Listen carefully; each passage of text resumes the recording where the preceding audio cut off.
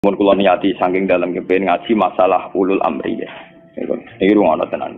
Terus kowe sampean waca ya, artinya sudah saya baca itu. Ini tafsir Munir karangane Syekh Nawawi napa Banten. Masuk ulama Indonesia sing alim diakui teng Mekah, teng Hijaz terutama nggih Syekh Nawawi Banten. Beliau itu gurune Mbah Khalil Bangkalan. Mbah Khalil Bangkalan di murid golongane Mbah Hasyim Asy'ari Satrusin. Ya Mbah Hasyim terus dibutuh Gus Dur bareng suara malah sanad. Jadi termasuk ulama top tenggene Mekah riyen niku Syekh Nawawi Banten. Sing ngarang tafsir Munir. Ngaten kula terangaken. Hampir menjadi mainstream kalau kayak gubernur, kayak bupati, kayak lurah. Itu rata-rata legitimasinya secara syariat itu dianggap ulil apa? Amri ya. Dalam konteks NU mungkin itu PBNU, dalam konteks Muhammadiyah mungkin PP Muhammadiyah. Lah ana urusane ngaji ngene iki ulil amri aku ngongkon rugen luwih sederhana, ben apa? Yang jelas melihat asbabun nuzul. Itu kental sekali bahwa sebetulnya masalah itu tidak keluar dari disiplin militer. Kalau balik malam. Melihat asbabun nuzul, awal mula ayat ini turun itu tentang disiplin apa? Militer. Karena dalam teori perang itu 1 detik, 2 detik pasukan internal itu konflik bisa kelibas semua. Sehingga dalam sistem perang atau sistem komando tidak ada ruang ijtihad, tidak ada ruang polemik, tidak ada ruang beda pendapat. Kalau dalam suasana normal orang boleh berijtihad bagaimana Indonesia yang terbaik, bagaimana umat Islam terbaik. Ada yang bermadzhab harus pribumisasi Islam misalnya. Ono sing berpendapat kudu jelas al-farqu bainal haqqi apa? Hak mana batil. Global ini malah ini. Ayat ini secara nuzul itu jelas-jelas tentang konteks perang. Kita tahu dalam teori militerisme, dalam teori militer, teori perang tidak ada ruang diskusi, nggak ada ruang dialek, juga tidak ada ruang ijtihad. Semua harus tunduk pada perintah komandan. Sehingga orang sekali berammar bin Yasir, orang sekali Abu Bakar bin Siddiq. Ketika Nabi suatu saat memimpin, Khalid, kamu komandan. Itu sahabat yang kaliber kayak Abu Bakar sekalipun, itu tidak berani bantah. Meskipun atas nama kesalehan Khalid bin Walid itu tidak apa-apa dibanding sinten Abu Bakar. Tapi karena ini sistem perang, di mana keputusan harus final dan harus cepat, kalau tidak ya terbunuh, itu harus tunduk. Jadi tidak bisa ada ruang ijtihad lagi, karena ini sudah di medan apa? Perang, harus seragam. Ya sama, teori militer mulai zaman dulu sampai sekarang sama, harus seragam, satu komandan, satu instruksi. Nah, kalau demikian halnya, maka fantasi-fantasi kita nih, sering dengarnya kita, ulul amri itu lurah, bupati, gubernur. Itu salah besar kalau melihat asbabun nuzul ini. Dan itu yang pertama kaul yang diyakini Syekh Nawawi sinten Banten. Makanya di sini beliau bilang apa itu awal-awalnya itu qala Sa'id bin Jubair nazara hadil ayat fi haqqi Abdullah bin Hadza Asami. Terus fana zalat hadil ayat. Fakhina idzin fal murad bihim umara ussaroya. Tapi lucunya pendapat ini tidak populer di Indonesia. Paham ya? Tidak apa? Padahal ning kene takbire sorry fal murad bihim umara ussaroya. Yang harus kita tunduki tidak boleh ijtihad lagi adalah umara ussaroya, komandan perang. Karena harus satu instruksi, satu garis. Sekarang kita coba latihan ijtihad. Kalau kita latihan ijtihad dalam kondisi normal, tentu guru dengan murid saja bisa beda. Tidak boleh kita langsung tunduk sama guru dalam hal kondisi normal, dalam hal ijtihad. Orang tahu semua kalau Imam Malik itu gurunya Imam Syafi'i, tapi Imam Syafi'i punya mazhab sendiri yang tidak sepersis mazhabnya sinten Malik. Orang tahu semua Hambali itu muridnya Syafi'i, tapi Imam Ahmad punya mazhab yang tidak sepersis mazhabnya Syafi'i. Bahkan dalam Islam jelas-jelas ada aturan main manis dafa asoba falahu ajrun wa in akhta falahu ajrun wahid. Orang yang ijtihad kok benar dia punya 2 pahala, kalau salah hanya 1 pahala. Karena pasti kita dengan guru kita dengan orang tua kita dengan panutan kita pasti ada kias ma'al farid. Kita masih bisa pembeda. Padahal sahnya kias ma'al jami'. Mesti kita ini dengan guru kita ma'al farid. Misalnya Mustafa bin Ruwaqah tak ngiyai kok Gus Bae mulang kitab sing ape ngaji wis apa. Paham? Misalnya kowe niru di tamu kok badhe miati pandhe gelang. Kowe ramai ra payu di tamu, meneh sampe kuwereng. Malah ora payu lho. Paham ya? Padahal itu guru kita. Paham ya? Banyak. Kenapa kita harus beda dengan guru? Bukan karena melawan, konteksnya beda. Misalnya istiqomahnya kiai tentu mulang santri. Kita tidak punya santri, duwene tonggo. Paham ya? Iku wae tonggo sing kita kalah sejarahnya. Tahu diutang, tahu buroe. Bareng ngono kita modho dadi kiai mantan buroe wong ra salat. Bingung to lek ndak wae. Paham ya? Bagaimana mungkin kondisi sosial kita yang begini, apa kiai PD kalau kiai sing sana turunin apa? Ya. Paham? Akhirnya kita tetap diam-diam punya format sendiri. Nah, makanya bagaimana mungkin ulul amri itu ditafsiri kalau harus seragam di luar konteks militer tentu salah besar. Malah Imam Nawawi memiliki dawuh bahwa ayat ini sebetulnya turun dalam konteks apa? Militer. Gini ku umaraus saroya. Tapi tragisnya pendapat ini tidak populer di Indonesia. Mulai tiap lurah, bupati sampai SBY, tiap kiai yang mimpin ormas itu mengklaim kalau beliau-beliau itu adalah apa? Ulil amri. Dan kita harus taat, harus tunduk. Paham ya? Itu kalau menurut pendapat di sini ya, niku awal yang dipilih ya. Artinya Imam Nawawi menceritakan 3 pendapat, tapi yang diprioritaskan di pertama. Biasanya tradisinya ulama, kalau yang dihikayakan pertama itu yang diyakini, paham ya? Dia misalnya punya 3 hikayah pendapat, ya kok yang diletakkan di pertama berarti yang paling apa? Diyakini. Itu biasanya tradisinya ulama kultural. Paham ya? Terus pendapat kedua, qala ba'duhum ta'atullah wa rasulihi wajibatun qat'an. Sudah jelas ya kalau taat Allah Rasul pasti wajib. Sekarang kalaupun ulul amri itu adalah penguasa atau ulama atau guru atau orang tua, itu dalam keputusan Islam yang ijma. Ini perlu dicatat. Dalam keputusan ijma, Islam yang sampai napa? Ijma. Bukan dalam keputusan Islam yang masih dikhilafkan. Dan tidak banyak masalah Islam yang ijma. Perlu dicatat. Tidak banyak masalah Islam yang diijma. Misalnya sholat zuhur, paling yang diijma ulama itu hanya bentuknya yang 4 rakaat. Variasi sendake mbok. Paham nggih? Ndak kok si tangan mbok ning isole udel apa ning iga sing jare ilang mergo dicolong Adam keluwen iga dikene sinten? Awak mindol ilahi harus ditutupi nak sendake mbok hadis kondi iku yo pirang-pirang. Paham nggih? Oh, nek salate wong Pakistan ngeten kenceng. Wong Nabi nate dawuh nang salat sendake yo diseneni. Maksudnya tanganan beno kaya biasane. Dadi ngeten. Pak, wono hadis nak cara riyen guru kula nate cerita. Nak salate wong Turki apike jajasan dasinan. Kejare Nabi, kowe nak salat kudu ala ahsani hayatikum, pada baju terbaik kalian. Sarung identik mbek wong nganggur. Paham ya? Berarti kena salat sarungan berarti sowan pangeran dengan pakaian pengangguran. Paham ya? Mereka sarung itu gue kemulan, gue nyolong pelem, gue tabok dadu. Makanya orang Turki itu meyakini sholat yang baik itu pakai baju kehormatan. Iku sing gue sowan presiden gubernur. Dulu teng Mesir, tenggene Turki, wong sholat mesti dadinan celananan. Paham ya? Karena Nabi hanya pakai aturan umum, ala ahsani napa? Hayatikum. Sehingga pernah ada ulama hadis besar di Al-Azhar itu khutbah dia dasinan tidak pakai peci. Ditanya itu tidak pakaian mainstream yang di Mesir, ulama Mesir. Dia bilang ini ahsani hayatikum, ini keadaan terbaik saya. Paham? Jadi kalau pakai ukuran itu tentu kita sholat pakai sarung identik dengan pakaian istirahat. Kemulan, menan awang kota yang biasa celananan nganggo sarung bedak ning jeding, bedak ning kamar napa? Mandi. Tentu itu pelecehan. Nganggo teori ini. Dan itu banyak ulama yang anti, betul banyak. Kalau sampean di Turki, di Pakistan, di daerah-daerah yang meyakini itu pakaian pengangguran, itu kriminal betul. Karena siarnya begitu, nggih, tradisi siarnya begitu. Tapi kalau di Indonesia, untuk daerah tertentu juga ada semua Indonesia, sarung itu identik dengan pakaiannya santri. Ya sudah kita sarungan ala santri. Tapi coba kalau di Malaysia, kayak Mahathir Muhammad, dia pakai celana, sarungnya disampingkan. Dan itu ala ahsani apa? Hayatikum. Tapi di Indonesia sama tak gitu, ketoprak tapi. Nah ini contoh. Lah yang kayak begini tidak mungkin masuk kategori wajib taat karena variannya tidak ijma gitu loh maksudnya. Saya tuh paham ya? Tidak mungkin kita taat sama guru sama penguasa yang variannya begini karena tidak pada level nopo ijma. Paham ya? Mulane kula nu tak ngiling-ngilingan, kula ngertakoki santri kula, nak salat cepet. Ya sing wajib pokoke rukuk iku juga dari subhanallah terus sujud. Pokoke sing ijma tok kula niku pokoke standar sing cepet. Kula ngiling-ngilingan sunah Nabi mok sita. Kula sering lambenan putih niku tok ngiling-ngilingan sunah Nabi. Mergo kula cobaan gak mungkin. Daripada ora blas, wae ngiling-ngilingan Nabi seneng pakaian putih, kula seneng putih, ngoten ngiling-ngilingan. Kula paling ra seneng klambi batik jujur. Kula Nabi paling ra seneng klambi sing corake ruwet.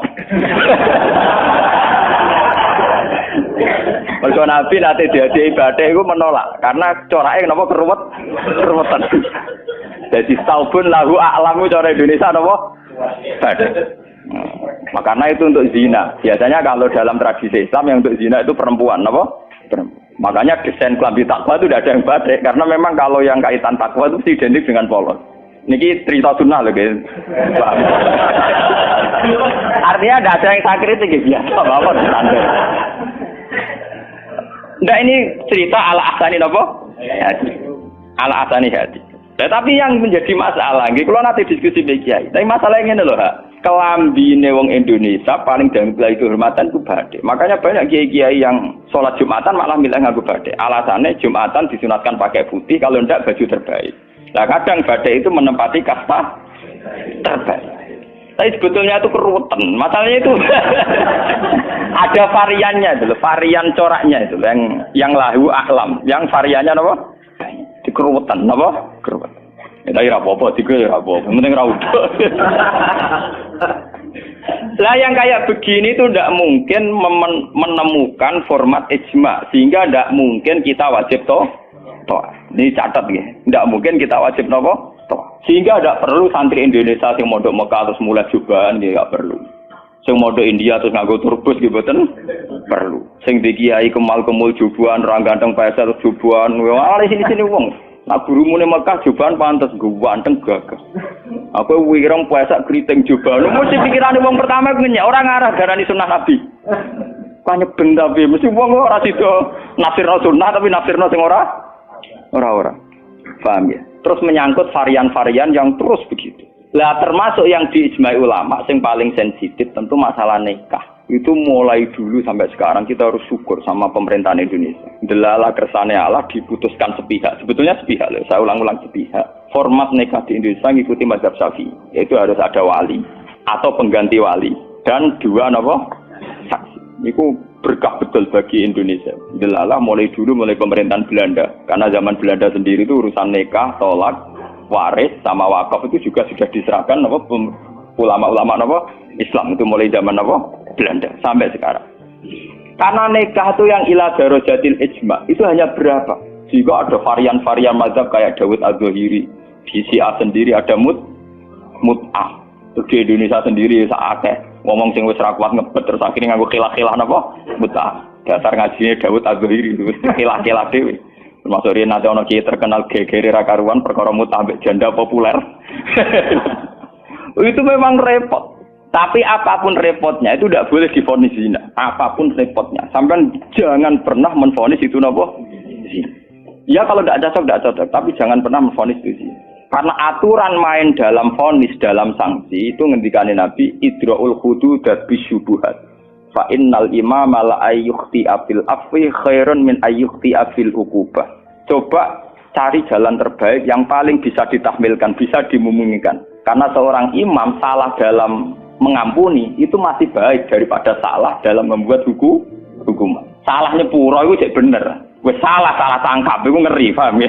Nah salahnya pura orang arah masalah.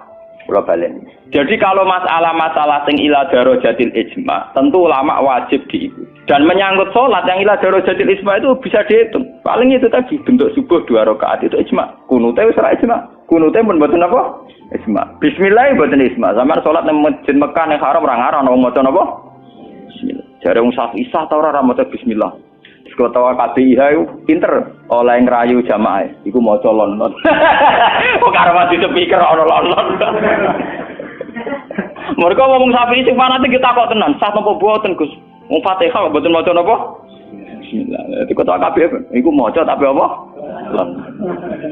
Kok karo mati speaker rasa ono ayo kru. Lah jamaah ya goblok nggih pun nak ngoten. Dari dulu kalau bismillah itu memang masalah. Ya, mulai riyen memang napa? Masalah. Yang kalau kayak gitu itu tidak ila darajatil ijma. Lalu wonten cerita ulama Wahabi ketemu ulama Sunni. Zamane Sunni nang Indonesia iku NU lah. Ditakoni. Bismillah iku ayatun min kulli suratin utawa ora. Dari ulama NU ya ayatun min kulli suratin. Ya mesti kiyak tau NU. Ditakoki wong Wahabi. Kena nulis kul wa ahad iku mulai angka 1 ayat 1 ku apa? Ya kul wa ahad iya nak mulai ayat ditulis mulai bismillah. Ora ana tulisan Quran bismillah ditulisi ayat itu. Mesti kul wa ahad 1, Allahu somad 2. Mungkin dhewe ora Kok barani ayat iku piye? Wong dhewe nulis iku mulai napa? Mulai kulo wae napa? Ah. Tapi ulama Wahabi kalah sitok ning Fatihah. Khusus Fatihah itu sebetulnya dalam ini ulama Wahabi itu pasti salah. Khusus Fatihah itu memang mulai dulunya dulu zaman ulama ahli hadis. Khusus Fatihah itu bismillah ayatun minha. Nggih, ayatun minal Fatihah. Makanya Qur'annya Wahabi sekalipun itu untuk Fatihah bismillah itu sudah punya angka apa? 1. Khusus Fatihah loh ya. Nah, kira tau neliti, menyerah tau paham. Mulai tuilik ngapal Al-Qur'an nganti laris semakne ora paham. Oh, ora bakat seneng ilmu.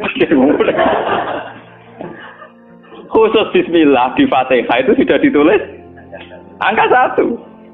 Karena dulunya dulu khusus Fatihah memang bismillah itu ayatun minha. Paham ya? Tapi di selain Fatihah jelas enggak sampean lihat. Di semua Quran seluruh dunia. Mesti bismillahirrahmanirrahim tanpa ada tulisan ayat. Baru kul a'udzu birabbil falaq ada 1. Paham ya? Itu menunjukkan bahwa tidak ayatun min kulli surah. Makanya sampean kalau punya Quran Arab Saudi ya, kalau sudah baca ya, ganti surat ya paling mandek sebentar. Ya langsung sabbi isma rabbikal a'la nanti ganti surat ya walaili idza yasa nanti ganti atau wadduha atau apa pokoknya dia tidak tidak baca apa bismillah. Tapi apike pemerintahane Wahabi ora apike bae ngono lah nek nyetak Quran standar dunia tetep ono bismillah ya. Paham? Mbok dirapahi Wahabi pokoke walhasil niku dekne tetep nulis napa bismillah. Jadi cocok ra cocok pokoke sementing ditulis lumayan. Paham nggih? Mulane kiai-kiai kena iso do-do di jamaah. Sepundi kok mboten maca Fatihah imame. Ya maca tapi kira krungu. Nggih pernah ngerti. Wah payah. Paham. Tapi itu baik. Yang kayak begini itu tidak darajatil ijma dan kita boleh balelo, nggih boleh napa? Balelo. Ya sama seperti konteks tarawih. Kulo bolak-balik matur, wong Muhammadiyah roh kabeh nak tarawih nang Masjid Haram 20. Taslimatun min kulli ada, tetep balelo 8. Pahami balelo napa? 8. Wong NU ya roh kabeh nek Mekah Madinah ora ono kunut, tetepe balelo napa? Kunut. Paham ya? Di Muhammadiyah balelo ning tarawih, NU balelo ning kunut. Itu sah secara ilmiah karena tidak darajatil ijma. Ya sah itu secara ilmiah apa? Sah. Apa contoh diterusno urusan poligami, tapi ekstrem. Poligami nggih ngoten. Wong roh kabeh, nak sahabat-sahabat itu garwane ana sing 16, ana sing 10. Tapi wong Syafi'i meyakini maksimal papat. Wong yo roh kabeh, nak Sidina Ali misale dibojo nganti 16. Raja-raja Mataram malah 32 apa 6 ngono. Padahal iku wis Khalifatullah pranata napa? Ya wong ya artinya kita ini itu tidak ila darajatil isma. Kamu menvonis zina pasti salah. Jangan mentang-mentang kamu Syafi'i orang Islam yang menikahi di atas 4 kamu vonis zina, pasti salah. Vonis kamu pasti salah, kriminal vonis kamu. Jangan mentang-mentang Syafi'i kamu menvonis zina siapa yang nikah fawqal arba. Enggak bisa. Karena itu memang keputusan maksimal 4 itu tidak. Sing ijma paling sak ndure siji mesti masalah geger iku ijma iku. Iku mergo nglakoni dhewe-dhewe. Paham, nah iku peristiwa kenyataan, nah iku ora urusan ijma ulama. Mulane anggere ana kiai sing ahli sosial kados kula takok iku hukume poligami piye? Poligami ora piye. Lah kok derawan iku ya mari repot. Nah iku mesti kemari repot. Halal sing mari napa? Repot.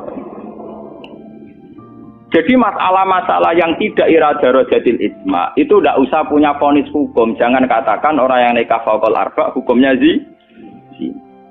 Itu juga menyangkut Jumatan. Jangan katakan kalau sebelum 40 orang terus tidak wajib Jumatan, tetap wajib.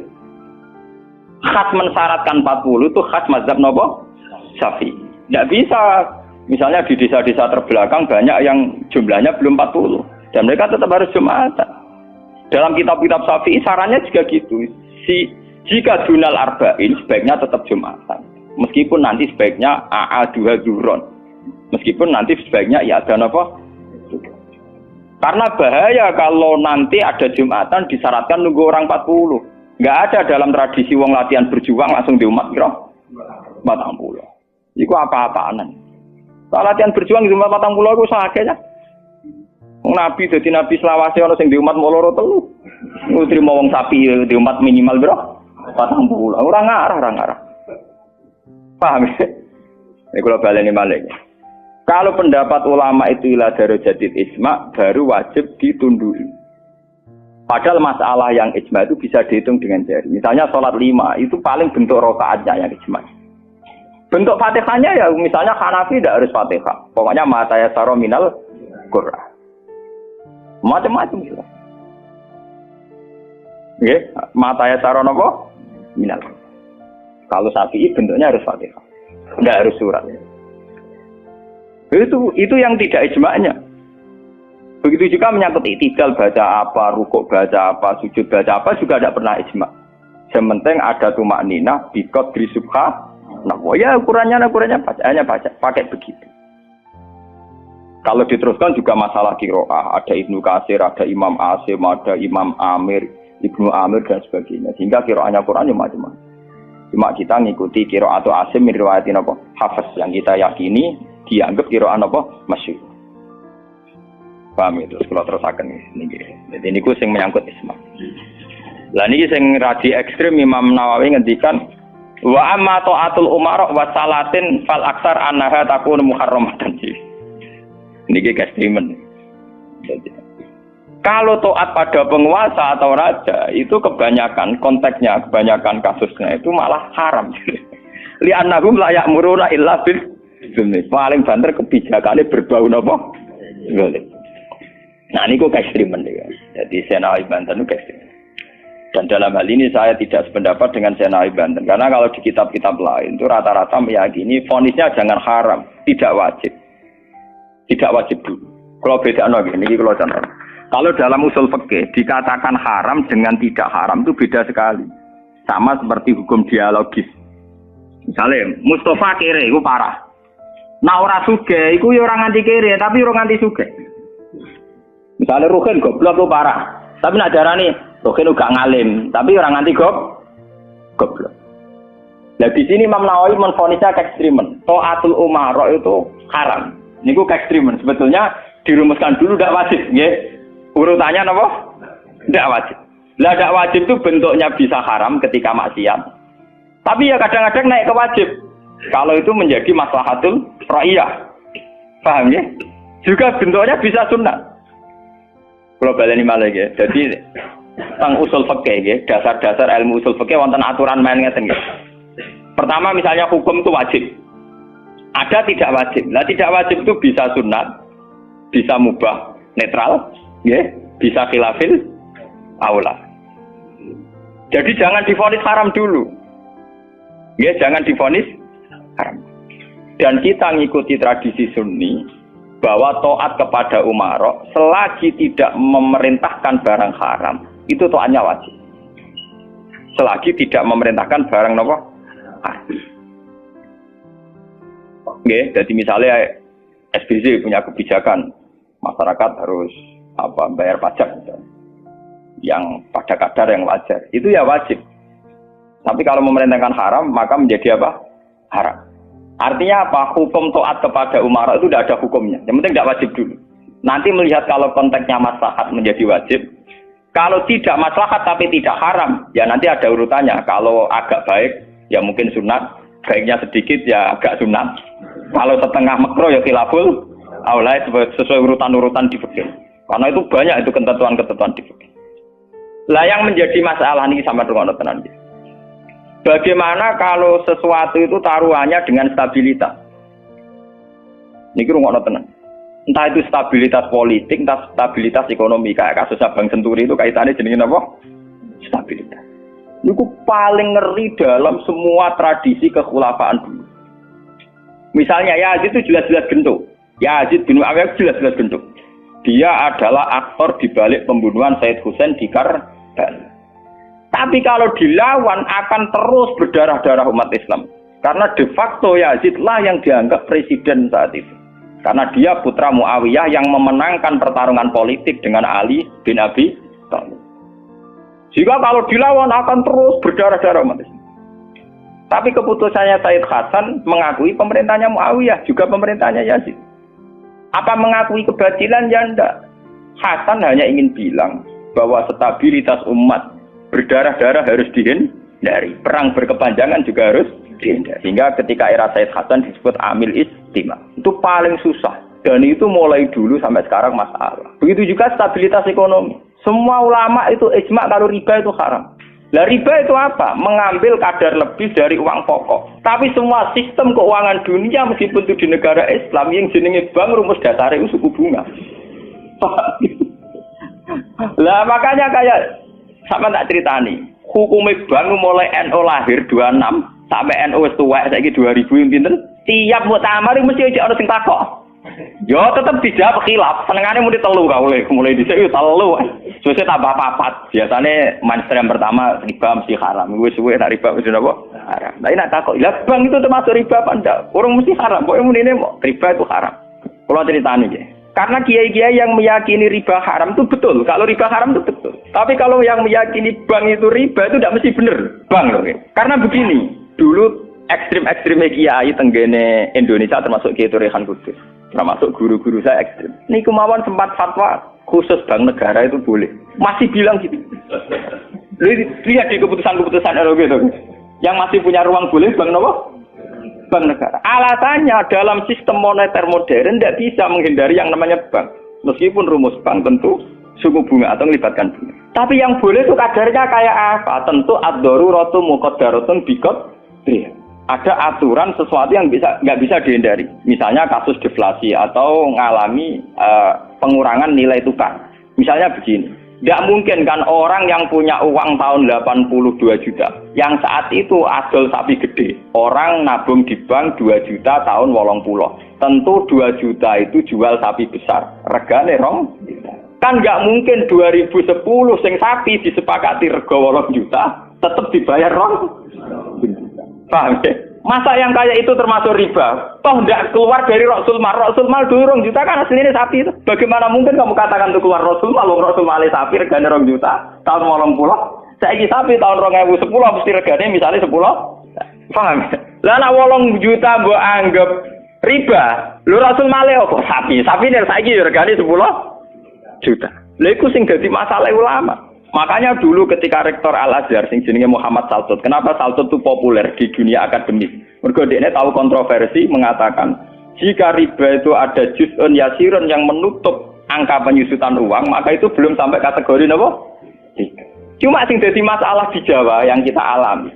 Krus yang diakui syariat kan hanya krus pakai emas. Sementara krus wong desa pakai sapi, mergo ora duwe emas. Misalnya begini, ini pengalaman saya nggih. Kulo nu sering nangani konflik tangga-tangga masalah ngoten. Misale adike mantu, cara kuno rak diutangi kakake. Mbah Gus pokoke riyen kula utangi pedhet. Pas niku payu 400.000. Tahun 80. Saiki tukarane wis ra rukun tahun 2010 kiyaine wis aku. Mbah Gus pokoke riyen kula utangi sapi pedhet. Lah iya dhisik mau 400.000 saiki tak tor 400.000 dari sing utang oleh dolim. Ana saya tok pitik telu.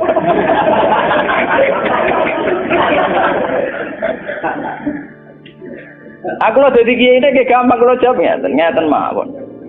Nek disaur 400.000 jelas mari geger. Itu kok ono pedhet mawon. Wong riyen utange napa? Pedhet. Sampeyan yo goblok. Terus orang nganggo emas nganggo pedhet, ngene pedhet ya saya tuku pedhet.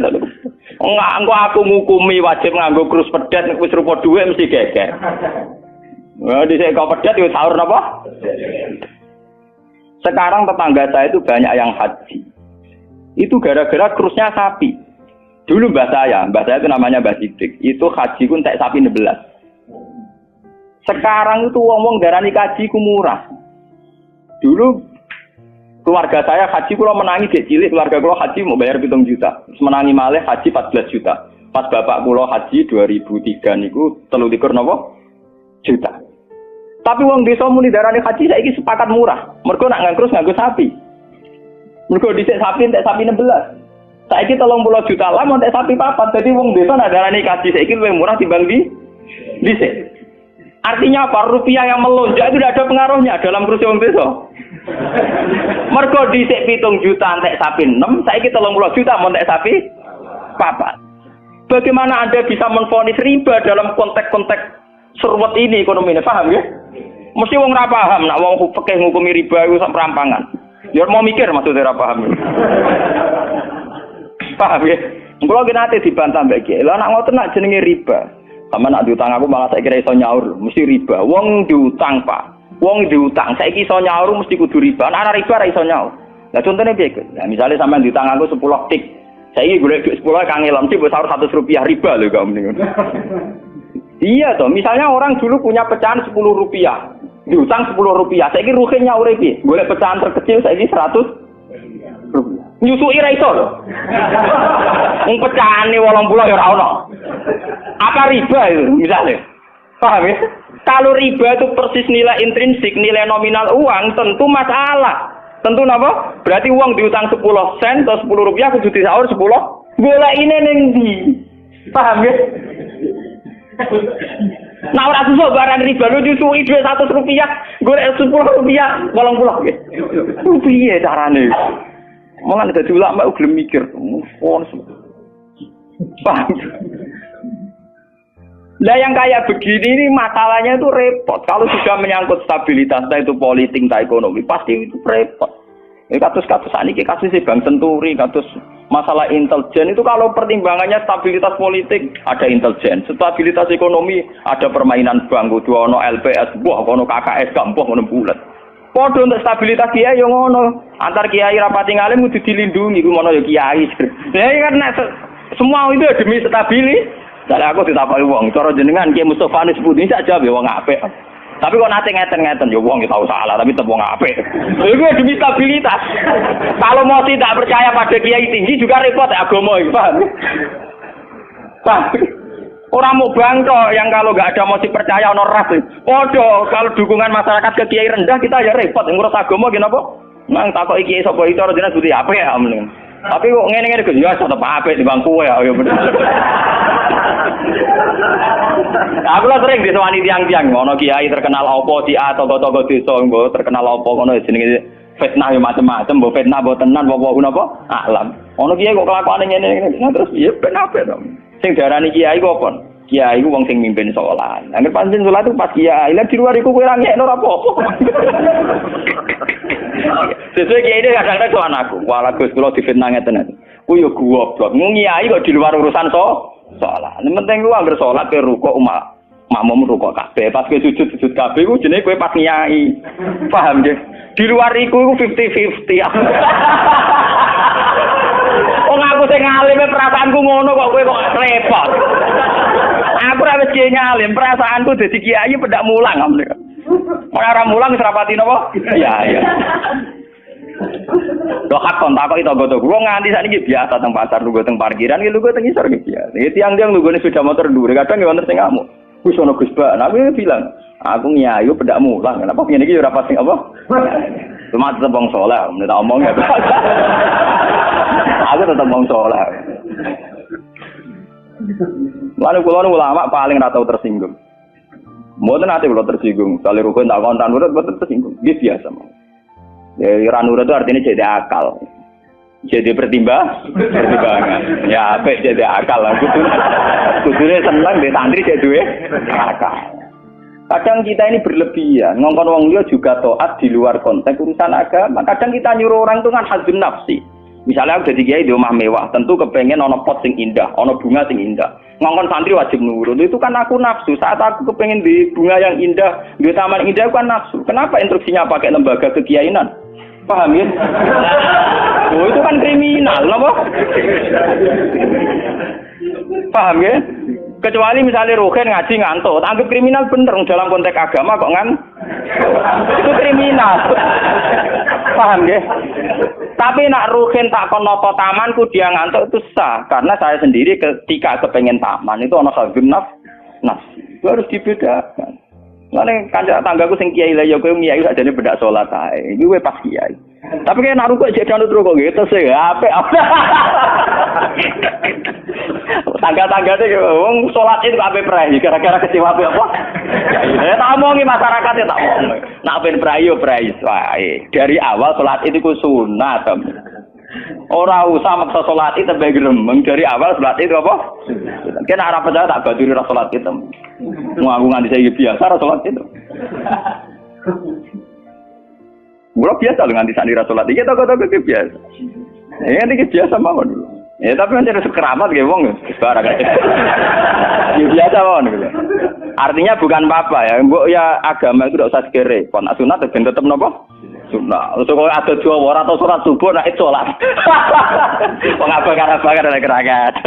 Ora tau subuh tak salat wae. Penak. Subuh wajib ora tahu pas itu napa? Paham. Maka dan itu yang dipakai ulama-ulama dulu kayak Khulafaur Rasyidin pakai itu. Kalau perintahnya itu pribadi, mereka dari awal tidak mewajibkan. Sehingga mereka tidak punya masalah yang serius. Kalau baru atas nama agama benar-benar wajib toh. Sekarang itu kan rancu. Ngono-ngono arwe. Nah, ono santri kriminal kabeh, misalnya wong lunga, misalnya kiye lunga kudu mobil sumban, kudu wis resik kudu. Itu kan bagaimanapun ada hazun nafsi. Ya kita ngongkon santri ya ngongkon, ben cung mobil ubah resik. Tapi kita tahu kalau itu pada unsur hazun nafsi. Nek rodok ngantuk sithik-sithik mbek anggap yo keben. Paham nggih?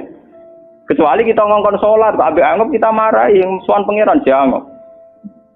Harus kita bedakan mana perintah kita yang masih berbau nafsu, yang mana benar-benar orisinil faktor agama. Faktor apa? Agama. Dan itu yang dipraktikkan Rasulullah.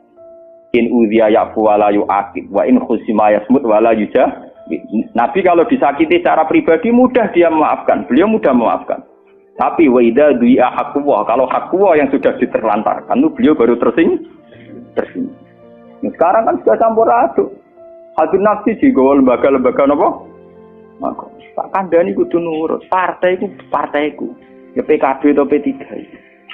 Kalau PDIP mbah. Jangan dia kok PDIP, Gus. Kalau PNS tok perjuangan. Kalau mulai dia kata gue, partai apa bagus? Kalau PDIP tapi PNS tok. Napa Gus ya perjuangan? Ini wong urip kudu napa? Perjuangan. Nek meleset PDIP golongan karya. Wong alim kudu sering berkarya. Mohon kula terusaken nggih. Ya niki sing termasuk antike dawuh Senawi Banten. Wa idon anna a'malal umara wa sa'atin mauqufatun ala fatawal ulama. Niki sing sederenge ayat. Harusnya kebijakan-kebijakan penguasa atau raja itu mauqufatun ala fatawal ulama, atau ala fatawit ulama, fatwa-fatwi. Raja atau penguasa itu kalau punya keputusan itu harus ikut pada garisnya ulama. Nah, kalau bolak-balik matur. Sekarang yang merupakan garis ulama dalam konteks bernegara itu apa? Ini kalau ngomong sensitif ya. Yang kaitannya ulama dengan negara dalam konteks negara yang kayak Bhinneka Tunggal Ika itu apa? Itu pancen repot. Misalnya begini. Kita punya Ambon. Punya Maluku, kita punya NTT. Ketika dipaksakan dulu piagam Jakarta yang memaksakan syariat Islam, tentu mereka akan menantang keluar dari Indonesia, NTT dan Ambon, Irian Jaya misalnya.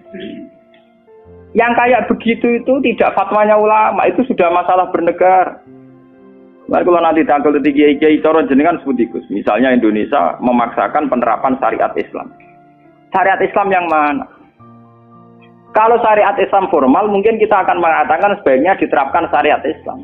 Tapi termasuk syariat Islam adalah menjaga peluang dakwah. Ini catat. Dan saya siap ketemu Allah dengan pendapat ini. Bukan berarti saya terus pluralisme atau pakai teori-teori modern. Tidak. Saya pakai teori ulama. Saya tidak pakai teori modern. Catat ini. Saya tidak pakai teori modern. Pakai teorinya ulama. Termasuk syariat adalah menjaga peluang dakwah. Bayangkan kalau dipaksakan syariat Islam kemudian NTT keluar dari Indonesia Ambon. Kemungkinan kita dakwah di Ambon malah tidak ada. Juga kemungkinan Islamisasi di NTT malah tidak ada karena sudah keluar dari Indonesia. Paham ya? Mulai dulu wali songo ambek maling ya apik. Ambek tukang zina ya apik. Ambek tukang gaduh ya apik. Itu bukan berarti mereka tidak bisa membedakan hak dan batil. Dengan diapii masih ada peluang komunikasi. Dan dengan ada peluang komunikasi, ada peluang dakwah, ada peluang pembenaran. Sama dengan utuhnya NKRI NTT bagian dari Indonesia, iso Kiai Rapayu kaya Rugen buak rono NTT. Ben dadi ya.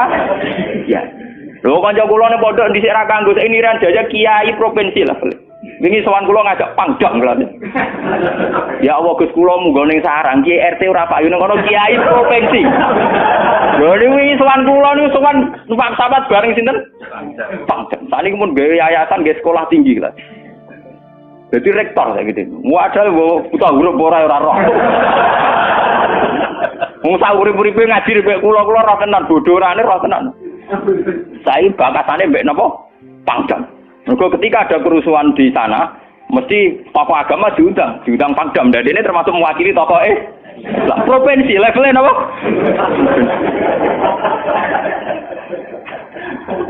Artinya logika sehat kita, kalau kita memaksakan syariat Islam formal malah NTT lepas, itu kan berarti tidak ada kesempatan dakwah. Toh dengan tidak lepas, toh kita bukan berarti tidak ingin dakwah, kan tetap ingin apa? Mane bojo ngecewakno lae aja pegat. Nek ra mbok pegat ana kesempatan dandani nek kena wong ra iso.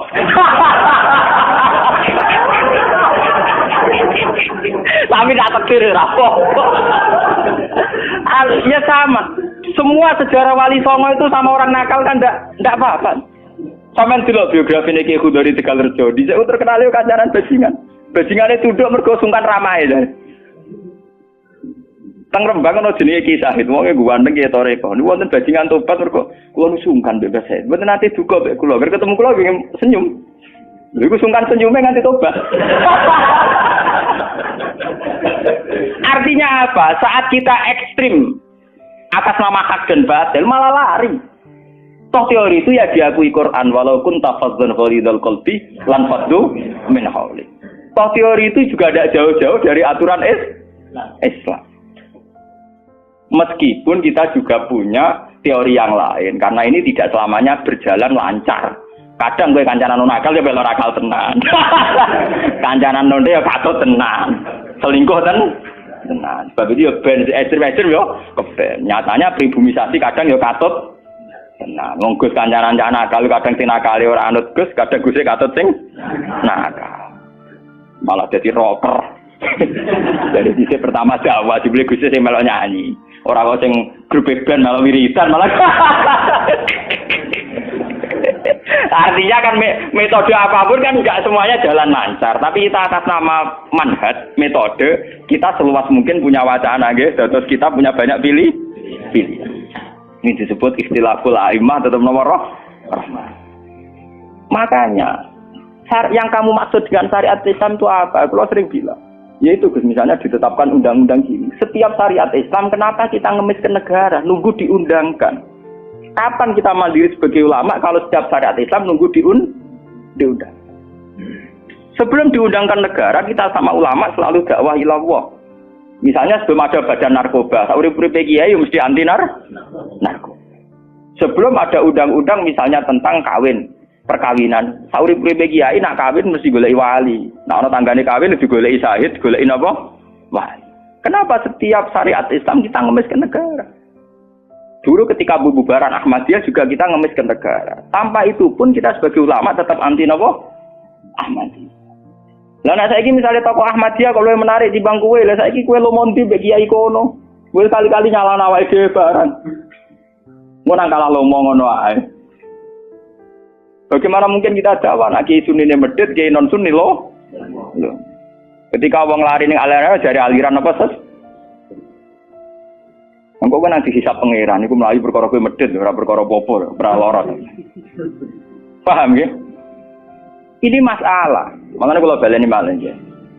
Syariat Islam itu komplit, termasuk aturan hak dan batil tapi juga aturan dakwah. Makanya kalau terima kasih sama ulama-ulama sekarang itu sekarang ada rumus, ada fiqhul ahkam. Fikih yang menentukan hukum ini haram, ini halal, ini mubah, ini khilafil aula.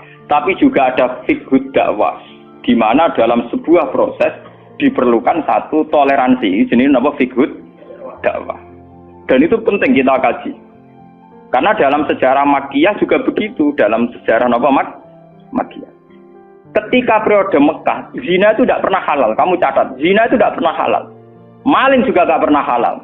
Tapi ada periode 13 tahun di mana Nabi tidak sering ngomong haramnya zina, juga tidak ada hukuman bagi pezina. Artinya apa?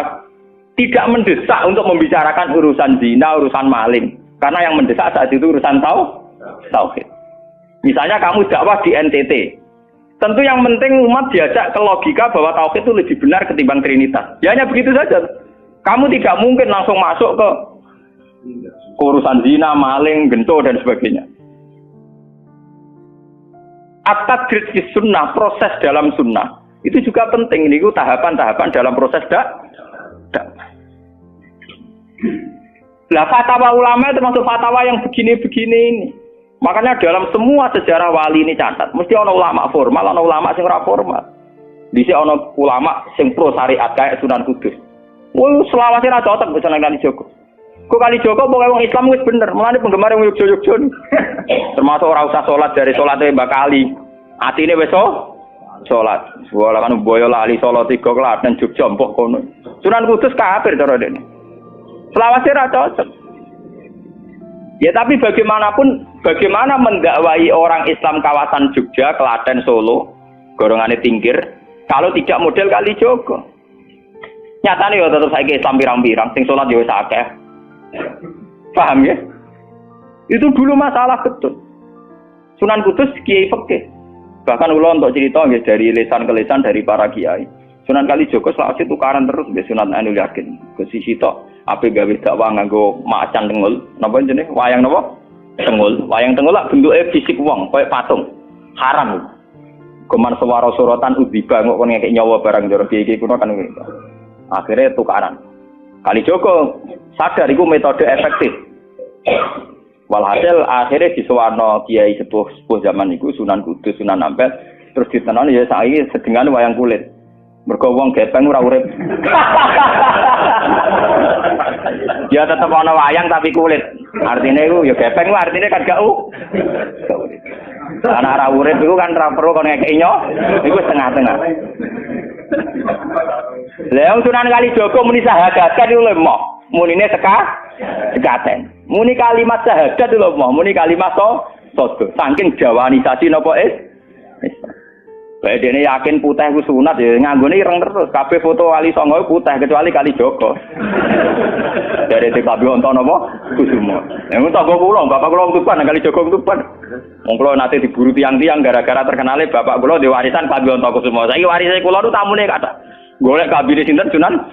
Zaman kula enak mun tak dol lek ngopi ya.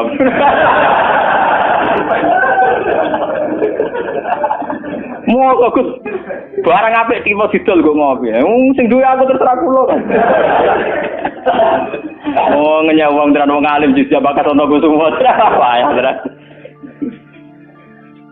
Mulai dulu Abu Yazid Al-Bustami juga begitu. Mesti ada ulama yang di kampung-kampung. Sama tak ceritanya ya, biar ulama syariat tidak terlalu ekstrim. Zaman Sayyidina Umar jadi khalifah. Khalifah resmi yang ditunjuk para sahabat. Dan saat itu belum banyak konflik.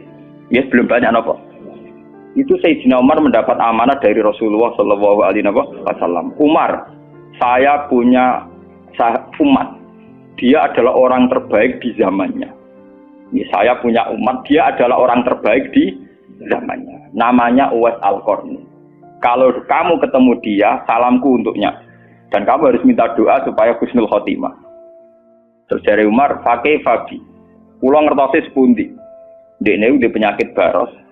Fa'adhabahu wa ilamu di'adirham. Walhasil nenggone katifil aisar ada bekas penyakit baros tinggal sak napa? Sak koin nggih, cara sakniki napa? Sak koin. Ini kula cerita.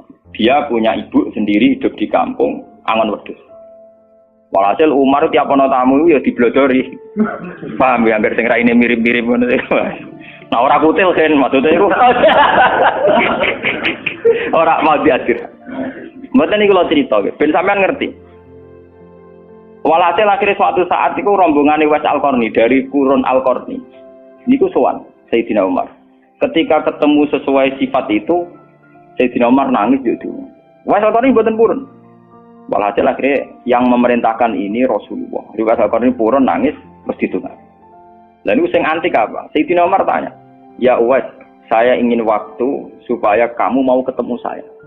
"Enggak ya Umar, ini harus pertemuan terakhir. Ini harus pertemuan apa? Terakhir." Walhasil semenjak itu tidak ketemu lagi sama Umar. Artinya apa? Dan itu saya yakin, sama ndak usah anut kula, keduren anut makom kula.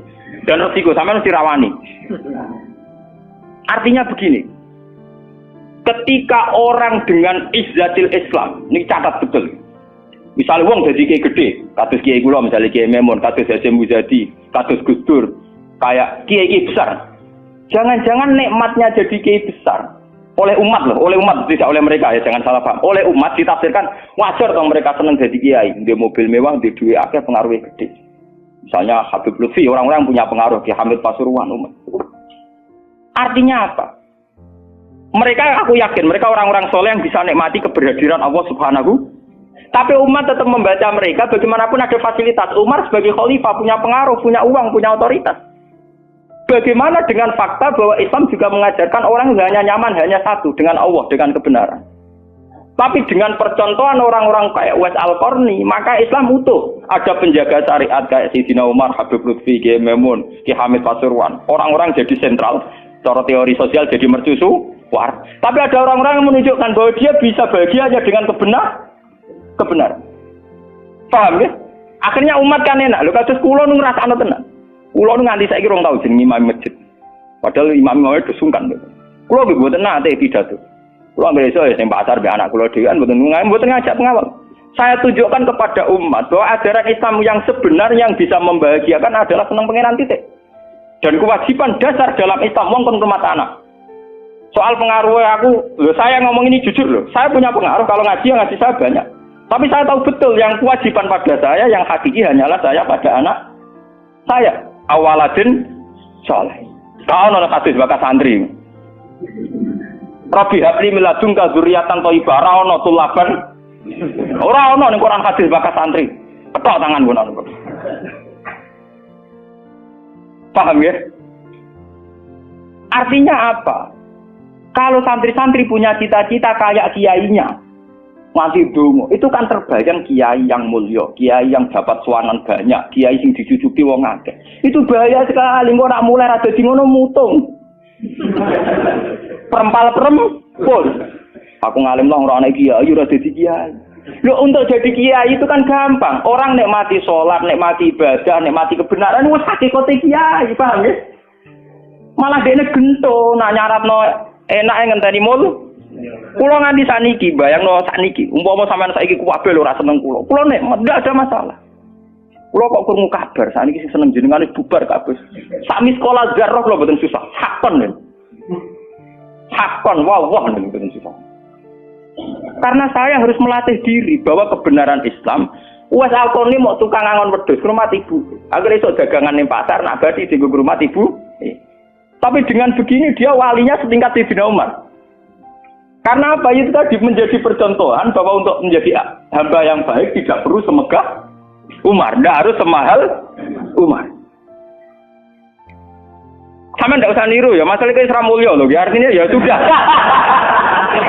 Tidak usah niru, ini hanya pelajaran saja. Tapi nak kula tak tiru tenan, artinya tak tiru, biar saya hidup saya itu murah. Lu tanyakan istri saya, kulo sering kode bojo kulo, dek aku nak mati, langsung pendem, langsung ngenteni gigi gede, bakal kuburan jero terus pendem. Yo ora usah ngundang wong, yo ora usah disolati, nak anakku ning omahe kon nyolati, nak ora yo. Oh, ora usah repot. Lah nek sing tepat tepung kata, ini jelas sudah urusan dengan saya. Yang penting aku kepengen anakku nyolati. Dengan demikian kita biasa jadi kiai yang muda. Aku mudah bahagia karena punya anak, seneng anak sudah. Coba kalau saya menargetkan bahagia ngenteni umat yang banyak, ngenteni loyale ra genti ning kiai liya, partene ora genti partai tokoh liya. Lara ati, paham ya? Wes lara ati ra bener cara penge. Begitu juga era Abu Yazid Al-Bustami, dia juga punya teman wali sing tukang ngancani preman-preman. Nanti kalau critakno jenengan. Jadi Abu Yazid Al-Bustami saking ainul yakin nang bis warga takok pangeran Gusti, kalau saya di surga temannya siapa? Jadi rata kok mlebu ta ora, tapi kalau saya di surga itu temannya siapa? Kalau dia ini yakin kelasnya itu tidak ada yang bandingi. Jadi dia ini dua kelas yang ono sing banding. Sampai pangeran walhasil dijawab si A misalnya. Ya Rugen misalnya. Rugen iku atokan cekak gawe piring Jepang iso ora tau ketunan. Ya preman sithik-sithik nyeraine cek preman wis walhasil terus barang dipethuki pas ning warung wong minum-minuman. Jadi ini buat minum, dia ngombe banyu biasa, banyu putih. Kancane udah minum kan. Akhirnya Abu Yazid balik kanan. Jangan-jangan ngipi saya salah. Mosok koncoku ning swarga kok wong ngono iku. Pas sampai balik kanan diceluk, "Ya Abu Yazid, iya betul, saya teman kamu di surga."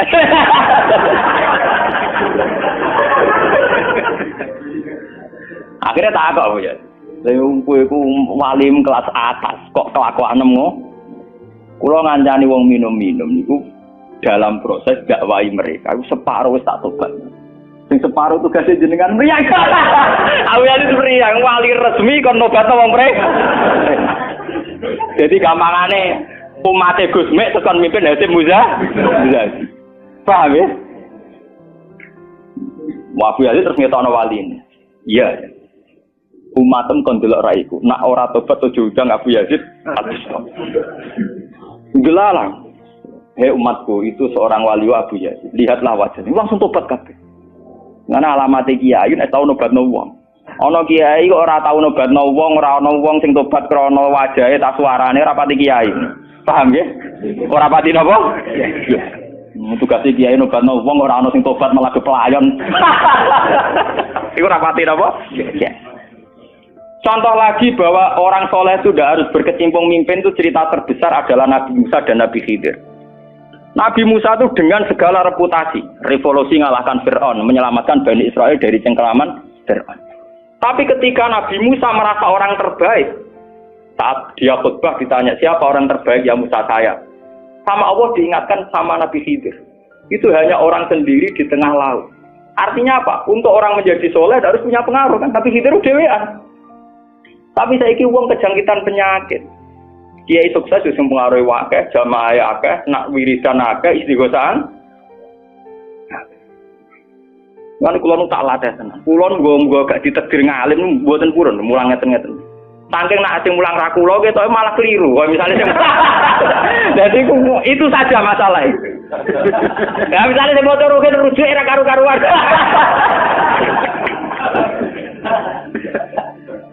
Tapi saya tetap menjaga energi ala Uwais Al-Qarni hingga detik ini saya jaga. Biar saya mudah ikhlas. Islam itu gampang. Dengan kita tidak mentargetkan pengaruh, maka mudah syukur. Kalau ngerasa tenang. Kalau anggere teng mriki nggih ubal ngebis, didoseki wong kaya wong awam kadang dipisoi tiyang. Cara-carane kowe enak tenan. Artine nggih nyaman tenan. Kadang dipisoi wong, kadang macam-macam cara-carane. Nah, kula teng pasar biasa dipisoi wong nggih biasa. Dia kadang ngerti, sesuai ngerti, nah itu putrane bapak. Uangnya jadi sepuluh, ya kalau biasa. Nah, kalau buatan biasa, buatan apa-apa. Nah, itu biasa.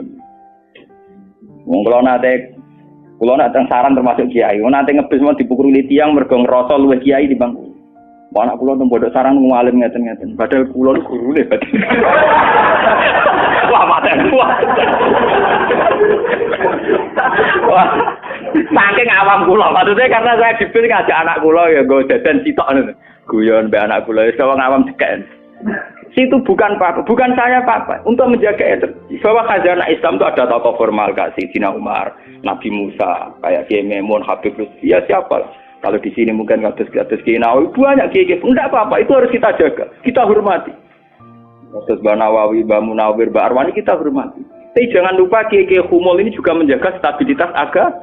Dan itu di Wali Songo dicontohkan anane Sunan Muryo. Sunan Muryo itu satu-satunya sunan yang mau kumpul uang, memilih kuburan yang dhuwur gunung angel ra karuan. Artinya kita ini harus kaya sekali dengan khazanah-khazanah perilakunya para orang-orang Tapi kenapa kamu milih soleh-soleh yang duwe akeh? Jangan-jangan kowe wis kriminal, Pak. Wong aku sing alim ora milih soleh sing ngono kok kowe ora ngalim kok milih soleh sing duwe akeh pengaruhe. Lan kula nu sakniki nu sumpun nang urip kula wis final. Kula nganggep urip kula pun final. Mana dari bojo kula wis tidak kula mati. Kula nu nganggep urip kula final. Artinya saya itu sudah nganggep Islam itu final.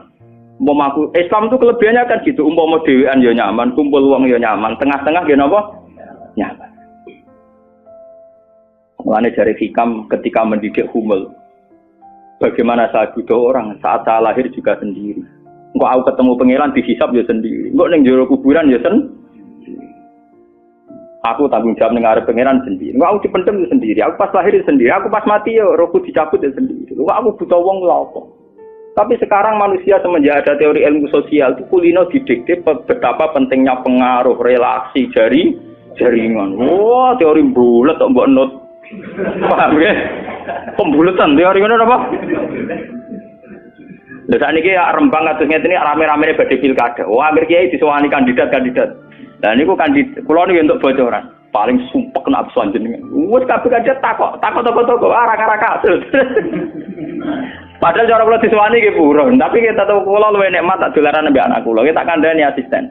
Ya ora apa-apa rene, tapi aku ora janji ketemu. Pokoke pas dolaran ambek anak tak dhisikno anak. Muga cara Quran niku bupati ambek anak iku dibakati hubungane wong tua kok ambek napa? Mbok kowe bupati dolan apa tau dolan ambek anak menang anakku.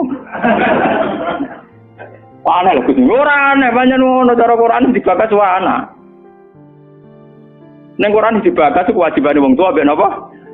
Anak la tudara walidatum biwaladiha wala mauludul lahu biwaladi. Engko nek wis mati zaman tabnu Adam ing kota amaluhu. Engko termasuk ya awaladin salihin. Nabi-nabi susahe Rabbi habli miladunka dzurriatan thayyibah. Ora iku ilmu-ilmu kiai-kiai anyar sing nuruti nafsu, ana pentingnya relasi, jaringan macam-macam. Ya memang penting, hablum minanas itu penting, tapi sepenting-pentingnya itu masih penting sing fardhu ain, rupane malah kadang ngamuk anak. Aku ning jowo dihormati, kuwi anakku malah ora hormat aku. Lah manyen nyai ini ning jowo mbek anake ora tau nyai kok. Paham ya? Ambek tamu ramah anak disentak. Dolen. Paham ya napa doh? Dolen. Mesti wae anake ra pati taat. Wong anake sering disentak demi wong li. Wis kali-kali wong liya disentak demi anake. Bareng anake ra hormat jero aku ning titi dihormati malah anakku dhewe ra salah itu. Lho kula nganti sakniki sore anak kula tak jak piye nganti sakniki. Bukan apa kula. Kula kepengin niru tradisi wong saleh-saleh dhisik. Nabi Musa, sinten Uwais Al-Qarni mendapat kehormatan itu perkara ngrumat ibu. Kanjeng Nabi sering cerita, ana wali sing nak sowan wong ditolak iku dadi wali mau perkara ngrumat anake jare Kanjeng Nabi. Lan ngendikane Kanjeng Nabi ana wong kerja ning pasar adol kayu kok mulai nggo nafkahi anake bojone iku hakon ala Allah untuk mencintai dia. Dan ternyata kewaliane Uwais Al-Qarni sing model humul, model tertutup setingkat kewaliane Sayyidina Umar. Nabi Khidir sing tanpa pengaruh muamen wiridan ning pinggir laut dianggap setara mbek Nabi Musa sing tahu revolusi, tahu de prestasi ngusir Firaun, nenggelamno nyatane derajate dipadakno Nabi. Artinya begini loh, jangan-jangan kita mengidolakan ulama besar itu bukan karena keulamaannya, alimnya enggak, tapi karena kebesaran. Buktinya saat kita mulai orang jadi kiai mutung. Padahal untuk jadi kiai itu gampang. Kowe nek ejek salat subuh, ora selingkuh, ora domino, ora togel iku ya kiai. Sing darani kiai sapa? Sing darani wali. Ala inna auliya Allahi la khaufun 'alaihim wa lahum yahzanun. Ya mu alladzina amanu wa kanu yattaqun. Ora ana tarife wali kiai. Alladzina lahum tullab sing duwe santri. Alladzina lahum thalabah sing duwe murid to ora. Wani kula durunge nyai ning sampean wis kiai. Mulai sakniki anggere sampean wis salat subuh ya 2 rakaat. Zuhur ya 4 rakaat. Pokoke sing wis kaya ijma' ulama, sampean kudu yakin nek wis kiai. Anggap ae kaya Uwais Al-Qarni mbek Nabi utawa kancane sinten Abu Yazid Al-Bustami. Ini penting kula aturaken karena tren sekarang mengukur kiai sukses dia itu dipengaruh. Itu keliru besar. Tidak ada itu dalam tradisi ulama wali. Sama tak cerita nih, zaman Kiai Hamid Pasuruan terkenal wali, kula tahu banyak tentang beliau karena gurunya bapak saya, sepupunya mbah saya. Mbah saya itu punya bapak namanya Mbak Idris, itu adiknya Mbak Abdullah, abahnya Mbak Hamid Pasuruan. Jadi saya tahu banyak cerita beliau. Beliau kan orang Lasem, masih misanan kalian Mbah. Niku nggih hormat sama wali-wali humul. Zaman itu beliau masih hormat jenenge Gus Ud Sidoarjo. Juga hormat jenenge Mbah Muhammadun Pondowan Padi. Artinya wali-wali populer sebetulnya yang hormat sekali sama wali-wali humul enggak terkenal. Tapi kita kan mesti milih yang terkenal saja. Paham ya? Padahal wali-wali yang terkenal itu hormatnya bukan main sama wali-wali yang sinten sing aran I'anatul Thalibin Said Zaini Dahlan. Niku gurune sing aran sinten Gurune sing aran ya Anatul Talibin. Anatul Talibin dikarang Sayyid Abi Bakar sinten Syafal. Niku muridé Sayyid Zaini Tahlan. Nggih, muridé sinten? Sayyid Zaini. Iku dhe kanca wali ning pasar bakul keramik. Iku angger Jumat ditiliki. Ya guyon. Suwe-suwe santrine gak trimo. Santri kaya Mustofa ora gak trimo. Wong alime ngono kok dijak guyon mbek bakul napa? Keramik. Moga Jumat ditiliki. Sayyid Zaini sing rono. Dene takok. Wong ngoten jangan tidak itu. Iku kancaku wae. Wong sing ilmune banding aku ya wong iku. Mikir murid. Lah iku Jumat berikutnya ditiliki meneh wis ra ono. Mau sempat misoi saya Zeni. Kowe nyianati aku. Harusnya ketika ada orang lagi. Imam Syafi'i gitu. Imam Syafi'i itu orang alim kaliber. Dia itu kalau ijtihad hukum kok belum dikomunikasikan dengan Saiban Ar-Ra'i itu belum mantap. Imam Syafi'i itu mujtahid hukum, tapi kalau dia ragu, itu ngenteni kancane jenis Saiban Ar-Ra'i itu kang angon wedhus ning desa. Wah, nek dikomunikasekno niku mantep. Dan itu mungkin setiap zaman mesti mungkin. Lah kula nu ngalami. Kula kan sering teng pasar. Ana mobil mau wandep. Ya hormati kula nggih biasa pakai hukum. Lah cara wong sira ro nek kula numpak dokar, cara ora ro kan wong numpak dokar dihormati wong numpak mobil. Tapi perasaane numpak mobil kan tetep ngakoni kula wong alim. Angkulo nu nate badhe teng pertelon iki kisah nyata. Nggih teng pertelon badhe bubal ngenteni mobil. Ya ana sing roh kula, Gus ana sing ra roh walhasil. Wonten mobil kiai gede mandek wonten kula. Mboten sareng kula. Ya wong e janggal. Itu mungkin dan itu menjaga peradaban sehingga yang besar tidak angkuh mergo ana kiai-kiai sing humul. Cuma kula niku humule rapati sukses. Mari sing muncul-muncul niku mari ra jelas sing bareng. Itu bagus itu untuk menjaga energi syukur biar orang itu syukur jadi kiai tidak gantung pengaruhnya banyak, nggak gantung punya santri banyak, tapi nyaman jadi kiai karena ngugemi kebenaran, meyakini apa? Kebenaran. Dan itu penting kalau aturaken. Lane kula nganti sakniki kepengin ngoten. Cuma ora sukses. Artinya kayak kula kan ditetir tep murid. Ya dipengaruh dulu Mas kula mbek tamu ya rapati hormat. Kula mbek wong ya rada angel petuane. Tapi untuk takdir, kata kula itu takdir. Sebenarnya itu tidak pilihan saya, artinya tidak pilihan. Tapi ini perlu kula aturaken biar khazanah-khazanah Islam sing teng NTT teng Ambon itu masih. Kula nate diceritani Kiai Memun. Zaman Khalifah Harun Ar-Rasyid, niku setiap begundal dibuat teng fak-fak, teng Irian apa? Jaya. Sama seperti Inggris, orang-orang nakal dibuat teng Australia. Niku nak dirunut ya ada misi dakwahnya. Ternyata dari Irian itu turunan Arab tuh banyak. Sehingga ada Islam teng Irian nanti tok Timur Leste, yang dulu masih Timur. Malahnya PM Timur dia nak namanya Mar'in apa? Al-Qatiri itu turunan apa? Arab. Wong Timur Leste kok tahu di WPM turunan Arab. Ini berko zaman sinten Harun Ar-Rasyid. Niku begudal-begudal dibuat teng fak-fak, napa? Teng fak. Niku anak turune termasuk tokoh-tokoh sing teng putih, teng Timur Leste, teng putih. Ini wonten sejarah. Artinya apa? Apapun humulnya perjalanan umat Islam tetap barokah bagi yang lain. Tapi kenapa kita harus cari yang terkenal? Kiai-kiai humul barokah. Tapi aja kelainan terus kuper loh, guys. Terus percaya ngipi jimat lah. Mari saiki ku angger humul identik perkara jimat sampai napa? Kere.